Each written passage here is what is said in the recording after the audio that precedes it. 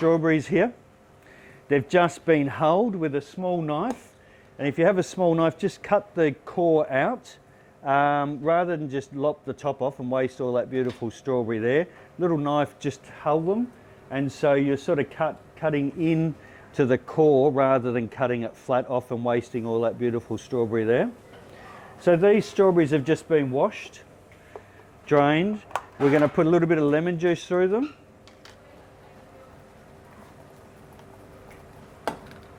And then in this bucket here, or this container here, we've got some flour and some sugar.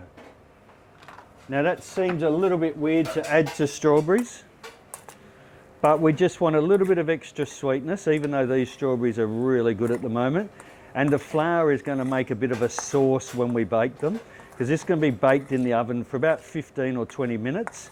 And what's going to happen is you're going to have like almost strawberry jam and a nice crunchy, yummy crumble topping. So once I've mixed those together,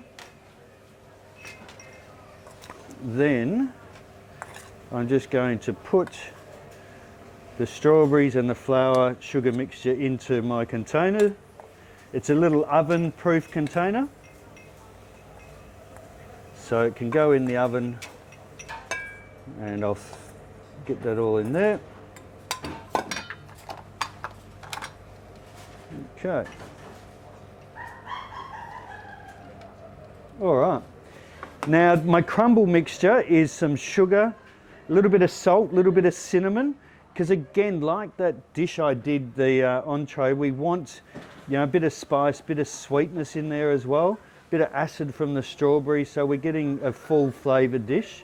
And I've just got some almond meal, some rolled oats, the sugar, salt, cinnamon, a little bit of butter, and we're just rubbing that butter in. It's better if the butters come straight from the fridge so that you get more of a breadcrumb feel to it. This is a little bit warm, but we'll be able to manage that. Now we've got these little sort of lumps and bumps of crispy loveliness, which we're going to put over the top.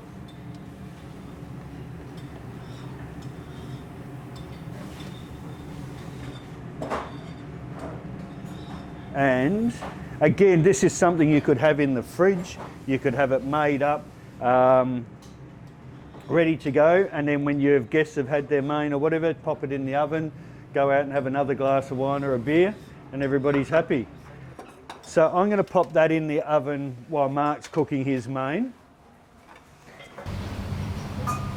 So my dessert is, I can smell my crumbles. Yeah, I know. I can smell them. All right. So in here, these would be better to cook them a little bit longer. I think they've had about 10 minutes in there, but the longer they cook, the more they'll sort of start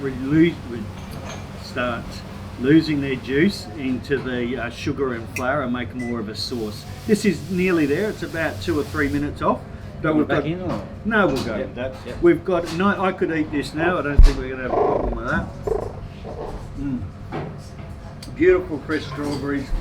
Yeah, don't cook it any longer. That's perfect. We've got nice crunchiness on the top. Could go a little bit longer. This is fine as well. So it's pretty versatile. It's a pretty simple, easy dessert.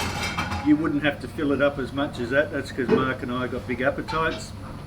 You could put a little bit less in, but you've got beautiful fresh fruit, nice, anything brown and crunchy from the oven is going to be good, and that's our dessert. I've just served that with some homemade yogurt. So I've just got into making yogurt at home. It's really simple. I actually use just a skim milk mix. It's got the culture in it. You add water to it, shake it up, fill up your thermos, put the lid on, and in 10 hours you've got beautiful fresh yogurt. Interesting, nice. So it's really good. We've just been, if we get fresh strawberries, we just cook them down like you did as well, just in a hot pan, no sugar. Put that through, so then you've got beautiful fresh yogurt with all of the goodness and cultures that yogurt has, and beautiful fruit that is just like a bought yogurt with all those syrups and stuff in it, but not all the added sugar.